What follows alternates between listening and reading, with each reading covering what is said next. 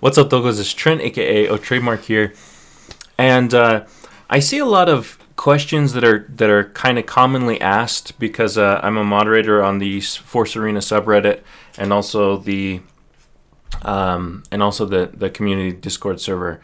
And so I wanted to kind of make a video real quick in case you're a new player. These might be some things that you don't know yet, and they're just a little bit of a little helpful information here that you might need when you're playing the game.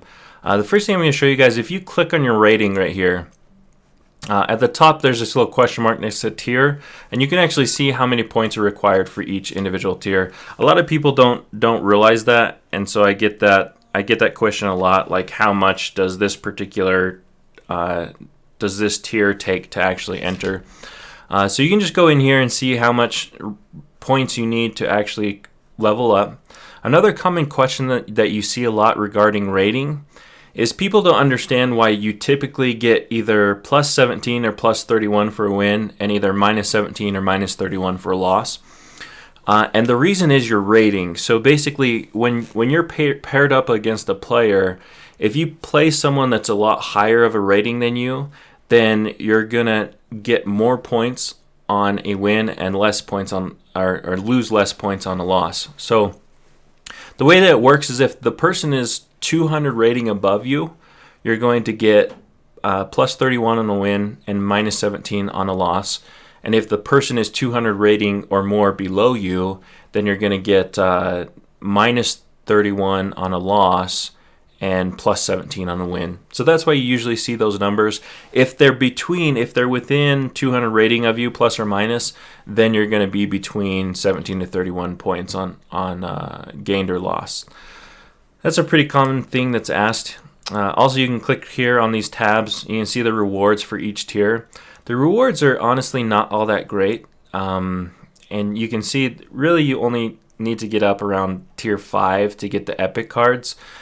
However, if you do get to Kyber, which is 5,600 points, for every 100 points that you get past 5,600, you get 10 crystals, or for every 10 points, I guess, you get a crystal, up to a cap of 300 crystals. So basically, if you are a free-to-play player and you really want to grind this game, ideally every season you're going to try and reach 8,600 rating, because then you're going to get 300 bonus crystals.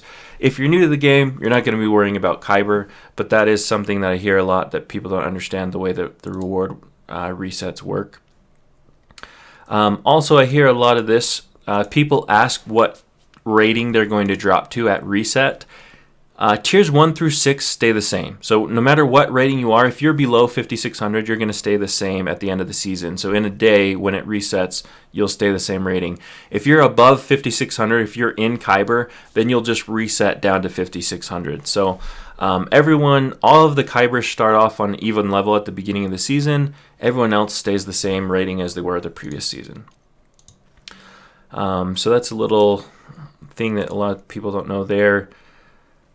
For rewards pack, I hear a lot of questions about play packs. So basically, you get 2 play packs that are on a rotating 24-hour schedule every time you open one. Okay, so you get 3 points for a win, 2 points for a draw, 1 point for a loss. When you get 10 points, you can open a play pack, and then that play pack goes into a 24-hour cooldown. So you can have 2. Usually, what I try and do, if you want to be efficient, the second that your play packs unlock, you want to get your 10 points, open it, get 10 more points, open your second one, and then every 24 hours you want to do that. So you want to open both your play packs.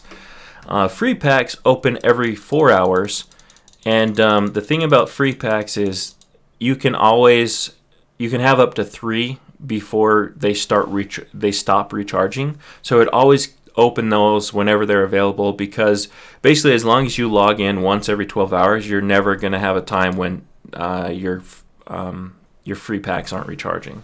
That's pretty much it for this screen. There is a question that comes up a lot with premium boosters that people don't understand. The opening time is reduced for opening packs when you're on a premium booster by 50%, but the cost of crystals, the amount of crystals that it takes to open a victory pack early is based upon the time left to unlock the card. So by buying a premium booster, not only do you half the time that it takes to open victory packs, you also half the cost for crystals. So if you are going to spend crystals, if you're going to buy crystals in the game and you want to efficiently use them, you probably want to buy a premium booster along with it and then play a lot of games, get a lot of victory packs, and open those victory packs with crystals. That's typically the most efficient way of getting a lot of cards at one time. Another little tip that people don't know about is under each card, you can click here to see details and advantages. I see a lot of people that don't know that. Under the shop, really, I hear this question a lot. What's the most efficient way to spend your crystals and your credits? Crystals, the most efficient thing to do is, like I said, is usually buy a booster and then open victory packs with crystals. Also, buying a large pack of credits is nice. You're going to need credits, guaranteed. Eventually, you're going to need credits, and having them allows you to upgrade your player level and your card level. So if you are going to buy crystals, then like a big pack of credits is a good thing to buy. Next of all, with trades, let's see, is there anything to know about trades? I hear the question a lot of what's the best way to trade. If you're free to play, please do not trade your legendaries out. I see people do this all the time. They come into the game, okay? They get these free credits here, because if you just started the game, I think this might be Android only, I don't know, but you get these 10,000 credits here. You get some crystals if you pre-registered, and people will just trade legendaries and they'll waste thousands of credits at a time. Do not trade your legendaries. It's not worth it. All of the legendary cards are viable. You can get to Kyber with every single legendary in the game. I guarantee it. Okay, so don't worry about trading out legendaries. Instead, what you want to do is you want to trade up commons into rares and rares into epics. Eventually, if you have a big enough credit stash as a free-to-play player, then you could start trading up epics into uniques and uniques into legendaries, or you could start moving around your legendaries one-to-one at that point. But there's honestly no reason to trade around. Like, I saw a lot of players that were trading around to try and get Cassian to level 2. The problem is Cassian, any hero, if they're overpowered, they're going to be nerfed anyway, so there's no point in trying to trade all your credits. It's much more efficient if you're free to play, just to upgrade your cards with credits. That's the best use of your credits there. The second best use of your credits, obviously, is going to be these shop cards. Now, every time that you purchase one of these, it increases in cost. So if you're patient and you're free to play, my suggestion is only buy the cards that you need and only buy one of them. I know it can be tempting if it's a card that you really like or you really want, to like buy multiple of them. It's just not worth it. Cost-wise, I think it's only like 5 cards that you buy before you start getting into the price range of card packs, and card packs are super inefficient. So I wouldn't buy that many of these per rotation. I think they rotate every 12 hours or maybe every 6 hours. Let's see if there's anything else. This is the missions tab, obviously. You have the limited time missions and then the regular missions that don't expire. I think that's just about it. I do get questions about guilds a lot. Sometimes you won't be able to find a specific guild that you're trying to join. Usually that means that your application was rejected or you were kicked from the guild. And there's a bug in the game where if that happens, you won't be able to find the previous guild that you were rejected from or applied to. So a temporary solution or a workaround is to try and join another guild and get kicked from it. But the issue is if you were initially rejected, that won't work. You have to be initially kicked from your guild and then kicked from another guild to see the original guild you were a part of. Anyways, it's a bug. Hopefully they fix it soon. Maybe they even fixed it in this update. I don't know. The game literally just updated with the 120 patch notes. So That's about it as far as some common. Oh, one more thing. Let me show you this one more thing. This is a common thing that I see that not a lot of people do. Well, most people will do it, but some brand new players won't know about it. When you first start playing, the game's going to be zoomed in, and there's this magnifying glass up in the top left-hand corner. If you click it, you're going to zoom out.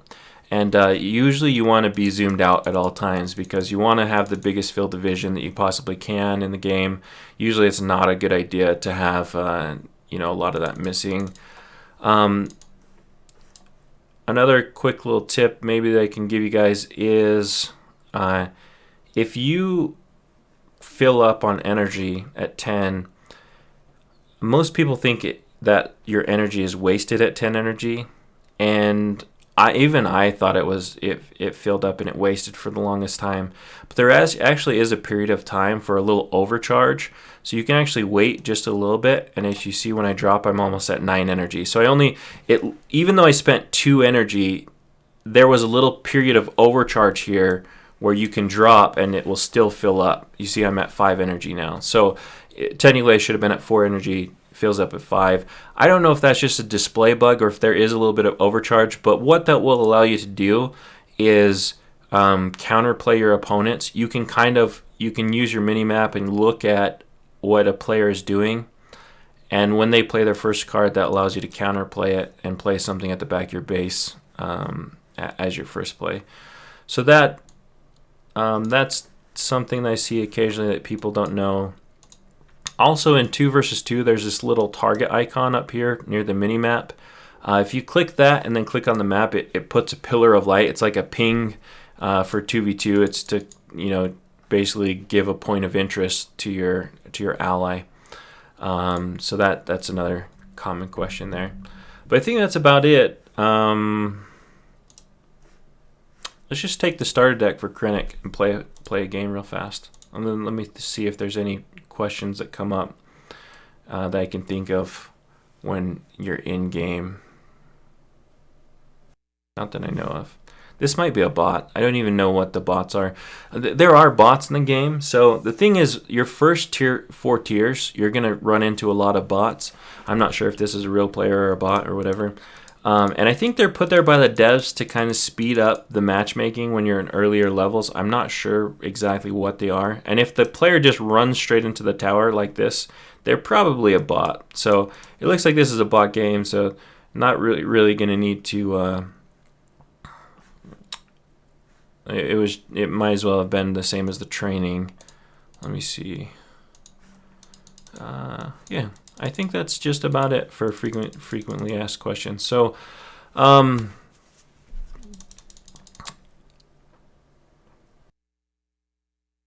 yeah, that's it. If you guys do have any more frequently asked questions, go ahead and post them in the comments section below. I'll try and answer them either in the comments or I'm also going to be putting together like a beginner's guide on Reddit, and hopefully I can help you guys there. So, anyways, guys. Malo, aupito, thanks for watching, and I'm out of here. Peace.